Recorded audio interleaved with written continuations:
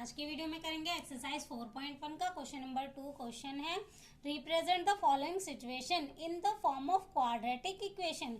इस क्वेश्चन में कुछ सिचुएशन दी हुई हैं जिन्हें हमें कन्वर्ट करना है, किसमें, क्वाड्रेटिक इक्वेशन में चेंज करना है। तो फर्स्ट पार्ट हमें दे रखा है the area of rectangular plot is 528 metre square and the length of the plot is 1 more than twice its breadth. और जो लेंथ है वो ब्रेथ का ट्वाइस भी है एंड 1 मोर देन है। We need to find the length and the breadth. हमें क्या फाइंड करना है? लेंथ एंड ब्रेथ फाइंड करना है। तो सबसे पहले क्वेश्चन समझ लेते हैं। एक रेक्टेंगुलर प्लॉट है जिसकी जो लेंथ है वो ब्रेथ का ट्वाइस है। तो लेट सपोज ये अगर x होगी तो लेंथ क्या होगी? Twice and 1 more then. तो ये हो गया उसका ट्वाइस एंड 1 मोर देन। हमें क्या करना है? ये फाइंड करनी है। तो जो भी हमें फाइंड करना है सबसे पहले उन्हें लेट कर लेते हैं। Solution let breadth of the plot. Breadth को हमने क्या लेट कर लिया? x मीटर, क्योंकि यहाँ पे हमें बताया हुआ है कि ये किस में है? मीटर्स में है। एंड लेंथ हमारी क्या हो जाएगी? लेंथ ऑफ द प्लॉट हमारी क्या हो जाएगी? Twice, that means 2x plus 1, twice and 1 more than according to question. अब हमें एरिया कितना दे रखा है प्लॉट का? 528। तो area of plot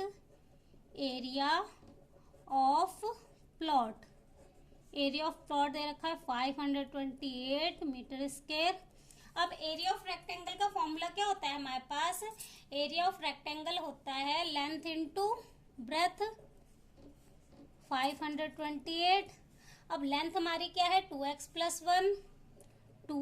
plus 1 and breadth हमारी क्या है? x equal to 528। अब इन्हें मल्टीप्लाई कर लेते हैं। अब 2x को x से मल्टीप्लाई करेंगे तो 2x स्क्वायर, x को 1 से करेंगे तो x आ जाएगा। अब प्लस का 528 इधर आएगा तो माइनस का 528 इक्वल टू 0। तो हमें इसमें क्वाड्रेटिक इक्वेशन बनानी थी जो कि हमारी क्वाड्रेटिक इक्वेशन फॉर्म हो गई। तो हम लिखेंगे hence this is the required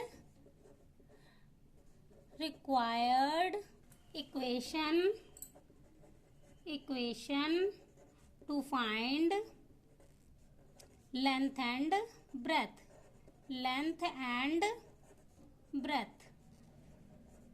अब अगर हम इस इक्वेशन को सिंप्लीफाई करेंगे, सॉल्व करेंगे, तो जो हमारी लेंथ और ब्रेथ है वो फाइंड हो जाएगी।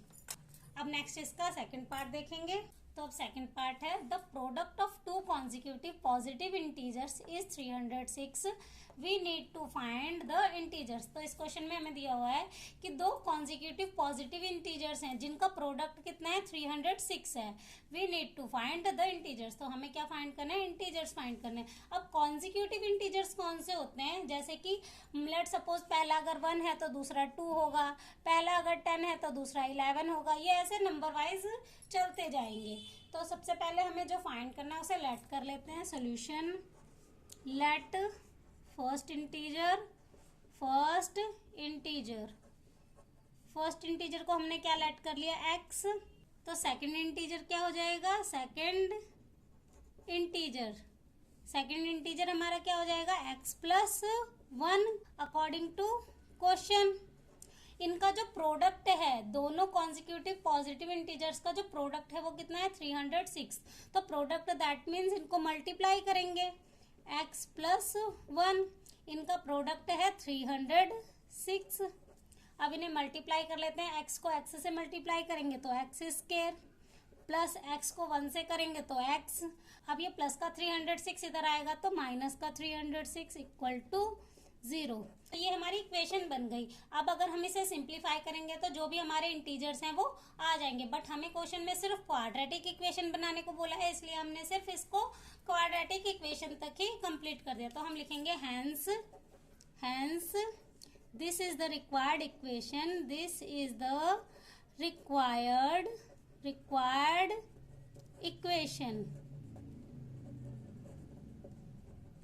To find integers. तो ये हमारी रिक्वायर्ड इक्वेशन है जिसको हम सिंप्लीफाई करके इंटीजर्स फाइंड कर सकते हैं। अब थर्ड पार्ट है, Rohan's mother is 26 years older them, the product of their ages 3 years from now will be 360, we would like to find Rohan's present age. हमें क्या दिया हुआ है कि जो रोहन्स की मदर की एज है वो रोहन से कितने साल ज्यादा है, 26 ईयर्स ज्यादा है, और इनकी जो एज का प्रोडक्ट है 3 साल बाद वो कितना है 360।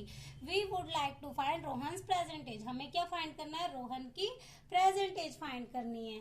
तो जो भी हमें फाइंड करना है सबसे पहले उसे लेट कर लेते हैं, solution let present age of Rohan, present age of Rohan, Rohan की प्रेजेंट एज क्या है x, तो उसकी माँ की एज क्या होगी, मदर एज, मदर एज, उसकी मदर की एज क्या होगी x प्लस 26, कितने साल ज्यादा है, 26 ईयर्स बड़ी है, according to question 3 years now, अभी से 3 साल बाद।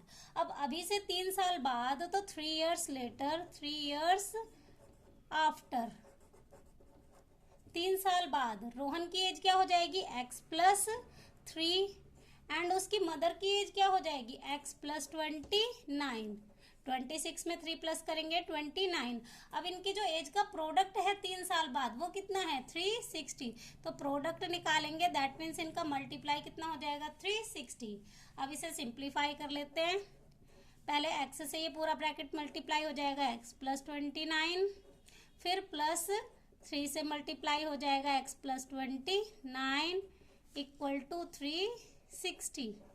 अब x को x से मल्टीप्लाई करेंगे तो x square plus 29x plus 3 को x से करेंगे 3x प्लस 29 3 ज़ा 87 इक्वल टू 360।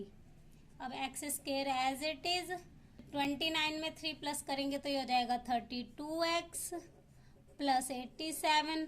अब ये प्लस का इधर आएगा तो माइनस का 360 equal to 0, x square plus 32x, अब माइनस प्लस माइनस तो यहाँ पे आ जाएगा माइनस का 273 इक्वल टू 0। तो ये हमारी इक्वेशन बन गई, hence this is the required equation, this is the required equation, hence this is the required equation to find Rohan's present age। तो ये हमारे थर्ड पार्ट की इक्वेशन फॉर्म हो गई। अब नेक्स्ट इसका फोर्थ पार्ट देखेंगे।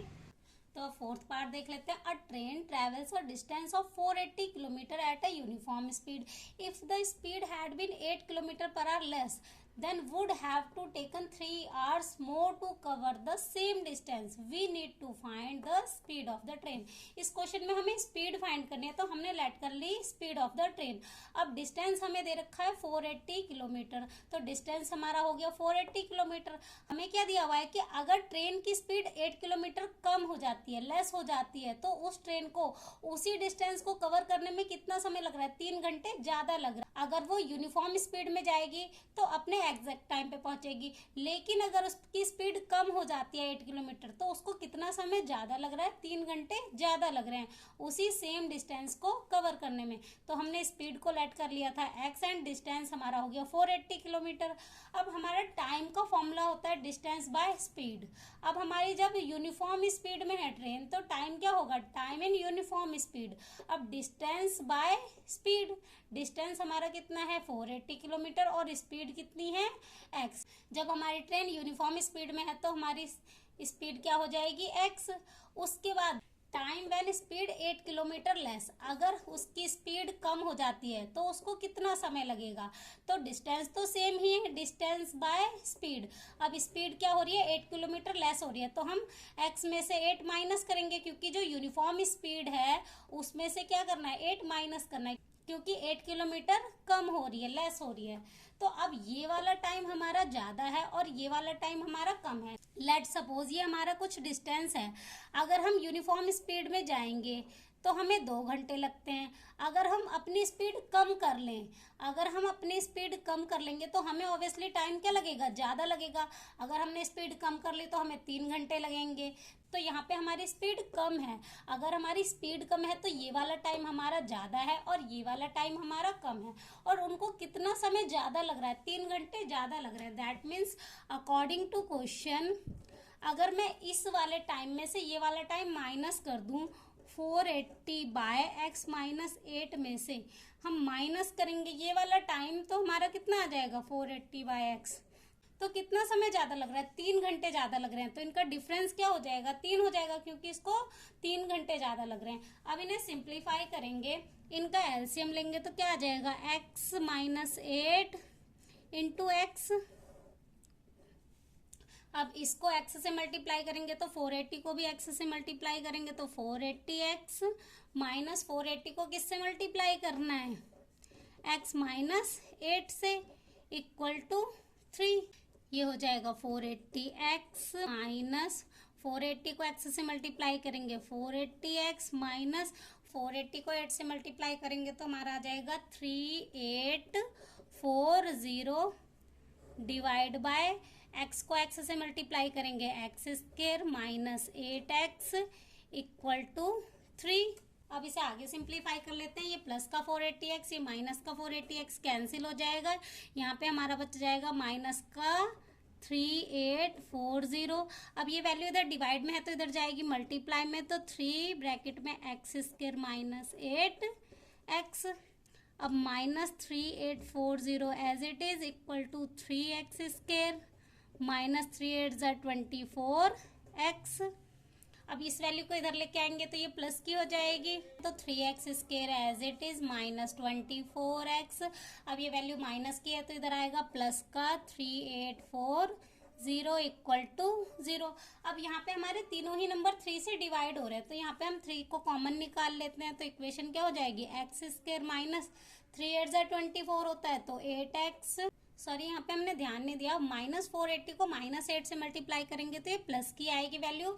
अब ये वैल्यू प्लस की है तो इधर आएगी माइनस की, तो यहाँ पे क्या साइन आ जाएगा, माइनस का साइन आएगा। अब सभी में से 3 को कॉमन निकाल लिया तो यहाँ पे हमारा बचा एक्स स्क्वायर माइनस 3 8 ज़ा 24 होता है तो 8x माइनस 1280। जब हम इसको 3 से डिवाइड करेंगे तो हमारी वैल्यू क्या आ जाएगी, 1280 इक्वल टू 0। तो हमारी इक्वेशन क्या बन गई, x square minus 8x minus 1280। Hence this is the required equation, this is the required equation. This is the required equation to find speed of the train. Speed of the train. Hence, this is the required equation to find speed of the train. यहीं से ही हमारा question number 2 हो जाता है complete. Next video में करेंगे exercise 4.2।